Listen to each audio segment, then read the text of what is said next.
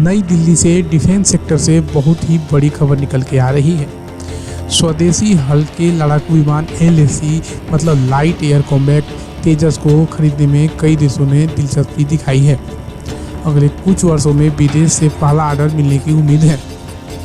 यह कहना है कि तेजस विमान का निर्माण करने वाली सार्वजनिक क्षेत्र की कंपनी हिंदुस्तान एरोनॉटिक्स लिमिटेड के चेयरमैन और प्रवर्तन निदेशक R माधवन की प्रेटर के साथ साक्षात्कार में माधव ने कहा कि भारतीय वायुसेना को 48,000 करोड़ रुपए के सौदे के तहत मार्च 2024 से तेजस विमानों की आपूर्ति शुरू हो जाएगी।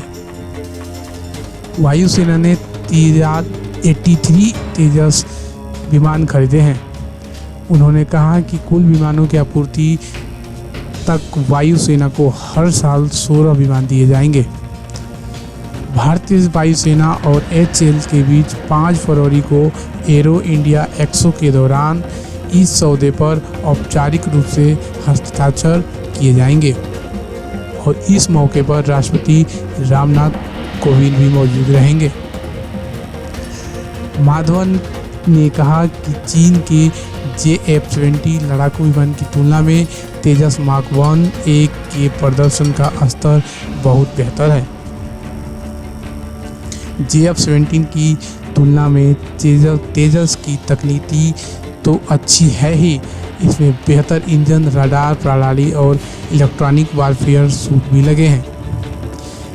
तेजस की सबसे बड़ी खासियत यह है कि इसमें हवा से हवा में ही ईंधन भरा जा सकता है, जबकि चीनी विमान में यह सुविधा उपलब्ध नहीं है। माधवन ने कहा कि शुरू में वायुसेना को 4 विमान की आपूर्ति की जाएगी। उसके अगले साल यानी 2025 से हर साल 16 विमान दिए जाएंगे। उन्होंने बताया कि LAC प्लांट का दूसरा चरण भी पूरा हो गया है।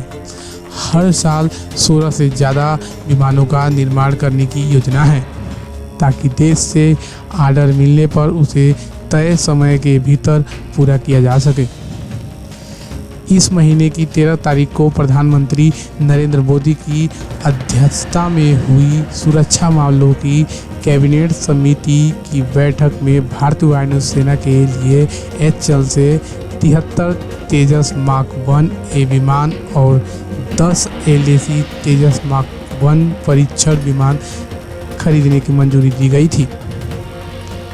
उन्होंने कहा कि प्रत्येक लड़ाकू विमान की कीमत 309 करोड़ और परीक्षण विमान की कीमत 280 करोड़ रुपया पड़ेगी।